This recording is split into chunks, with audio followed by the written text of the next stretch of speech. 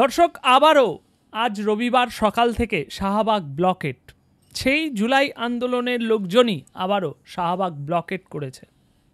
দ্বিধা দ্বন্দ্বে পড়ে গিয়েছেন, তাই না?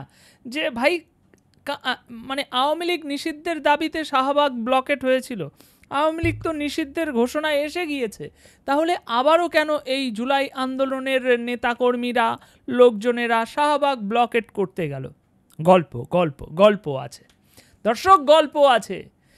গত দুদিন ধরে আওয়ামী লীগকে নিষিদ্ধ করার বিষয়ে যে একটা আওয়াজ আমরা বারবার উঠতে শুনেছি, সেই আওয়াজের মধ্যে যে শব্দগুলো সব থেকে রক্ত গরম করা, একেবারে মানে চেতনা জাগিয়ে দেওয়ার মতো যে শব্দগুলো ছিল, তার মধ্যে কয়েকটি শব্দ হচ্ছে, আমরা এই জুলাই শহীদদের রক্ত বৃথা যেতে দেব না, জুলাইয়ে আহতদের রক্ত বৃথা যেতে দেব না, তাই আমরা আওয়ামী লীগকে নিষিদ্ধ করেই ছাড়ব। এই শহীদ, এই আহতদের ঘাড়ের উপরে দাঁড়িয়ে এই হাসনাত সার্জিসরা যে হুঙ্কার দিচ্ছিল, সেই হুঙ্কার এখন এক্সপোজ হতে দেখা যাচ্ছে শাহবাগে। কেন বলছি এই কথা? কারণ আওয়ামী লীগকে চিরতরে নিষিদ্ধ, জুলাই ঘোষণাপত্র বাস্তবায়ন এবং আহতদের উন্নত চিকিৎসার দাবিতে আজ আবারও শাহবাগ অবরোধ করেছেন জুলাই গণ অভ্যুত্থানের আহতরা। তাদের তিনটি দাবি।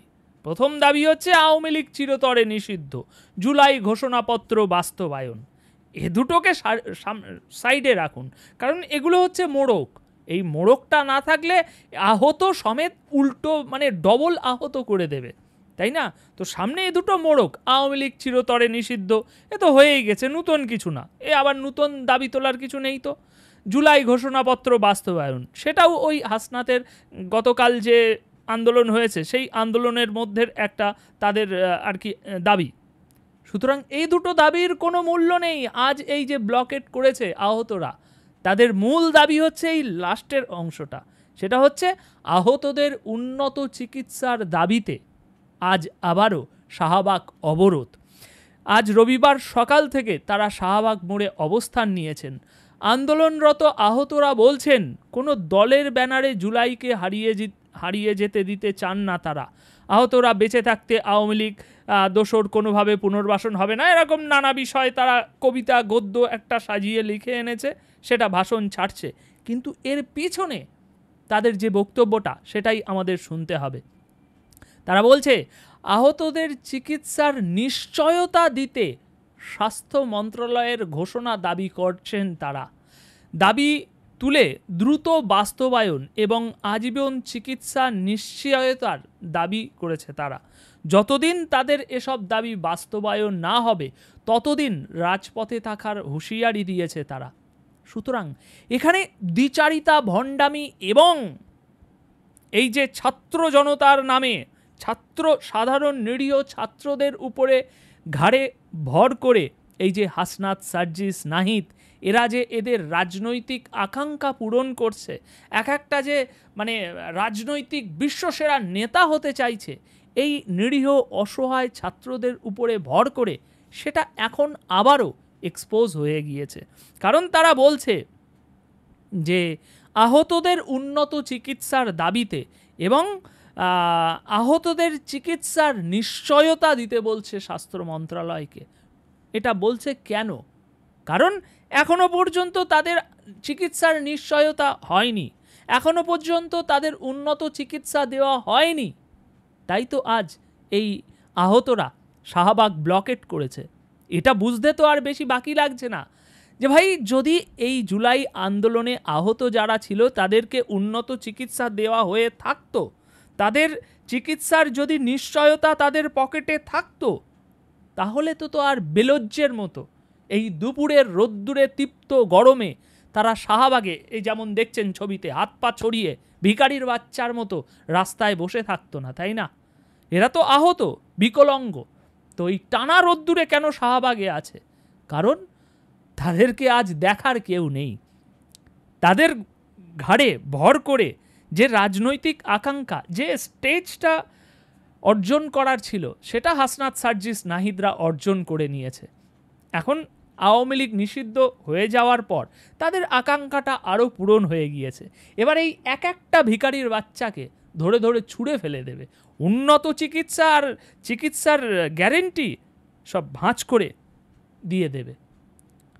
সুতরাং এখান থেকে সারা দেশবাসীর একটাই শিক্ষা নেওয়ার বিষয় যে এই নাহিদ সার্জিস বলুন আর এনসিপি বলুন বা এই জুলাই এই গোলাকার বৃত্তের মধ্যে যে শক্তিটা রয়েছে সেই শক্তিটা কত বড় বেঈমান, কত বড় নিষ্ঠুর, কত বড় ধোঁকাদার শক্তি সেটা একবার বিবেচনা করুন। যাদের রক্তে, যাদের কাঁধে ভর দিয়ে এরা আজ এই জায়গায় এসেছে, জিরো থেকে হিরো হয়েছে, রাজনৈতিক নেতা হয়েছে, তাদেরকেই দুদিনের মধ্যে ভাই ছুঁড়ে ফেলে দিয়েছে। কেন কেন আজ এই আহতরা শাহবাগ ব্লকেট করলো? আমরা কি বুঝছি না? আওয়ামী লীগ চিরতরে নিষিদ্ধ, জুলাই ঘোষণাপত্র বাস্তবায়ন, এজন্য কি এরা এসেছে? আমরা তো আর নাকে ভাত দিই না, তাই না? এগুলো তো কালকেই দাবি পূরণ হয়ে গিয়েছে। সরকার তো বলেই দিয়েছে যে আগামী 30 কর্মদিবসের মধ্যে জুলাই ঘোষণাপত্র বাস্তবায়ন হবে এবং আগামীকাল গ্যাজেট রূপে প্রকাশিত হবে আওয়ামী লীগ নিষিদ্ধের বিষয়ে। তাদের আওয়ামী লীগের নিবন্ধন পর্যন্ত বাতিল হয়ে যাবে আগামী পরশু দিনের মধ্যে। তাহলে এই দাবিগুলো তো আর নতুন কিছু না। তারা কেন এই সব দাবি নিয়ে আসবে? এগুলো তো মোড়ক। তাদের আসল দাবি হচ্ছে তাদের চিকিৎসা গ্যারেন্টি দিতে হবে, তাদের ওই ভাঙাচোরা চিকিৎসা না দিয়ে একটু উন্নত চিকিৎসা দিতে হবে। সেই দাবিতে এরা আজ রাস্তায় আছে। সুতরাং দেশবাসী আজ দেখুক সারা দেশবাসীর সামনে যে রক্ত বিক্রি করে এরা ক্ষমতায় এসেছে।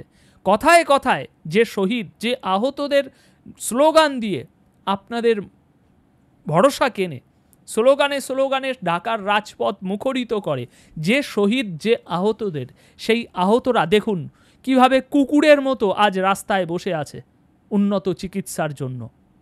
সুতরাং ভেবে দেখুন, এরা 18 কোটি জনগণের প্রতিনিধিত্ব করে। এরা এই বাংলাদেশকে সুশাসন প্রতিষ্ঠা করবে, এরা ন্যায় সাম্য এই বিচার প্রতিষ্ঠা করবে, এরা গণতন্ত্র প্রতিষ্ঠা করবে। সামান্য দুদিনের মধ্যে যে রক্তের উপরে ভর করে এরা আজ নায়ক হয়েছে, সেই রক্তকে অস্বীকার করে দিল। দেখুন, আমি ভুল বলছি না, সত্যি বলছি। দেখুন, সেই রক্তকে এরা ছুঁড়ে ফেলে দিয়েছে। এত বড় বেঈমান এরা। তাহলে এদের ক্ষমতা এখনও তো নিশ্চিত হয়নি। এদের ক্ষমতা যদি নিশ্চিত হয়ে যায়, এই জুলাই শক্তি যদি আগামী বাংলাদেশ শাসন করে, তাহলে সেখানে কতটা গণতন্ত্র, কতটা বাকস্বাধীনতা থাকবে আপনারাই বিচার করুন। এই রাজনৈতিক প্রতিহিংসা পুরো বাংলাদেশটাকে গ্রাস করে ফেলবে। দর্শক, এ বিষয়ে যদি আপনাদের কোনো মন্তব্য থাকে যে এই হাসনাত সার্জিস এবং এই জুলাইয়ের শক্তি যার কাঁধের উপরে ভর করে ক্ষমতায় এসেছে, সেই মানুষগুলো আজ কেন এই দুপুরের রোদ্দুরে কুকুরের মতো রাস্তায় বসে আছে? এ প্রশ্নের উত্তর বা ব্যাখ্যা যদি আপনার কাছে ভিন্ন কিছু থাকে, অবশ্যই কমেন্ট বক্সে জানিয়ে যাবেন। ধন্যবাদ আপনাদের সকলকে।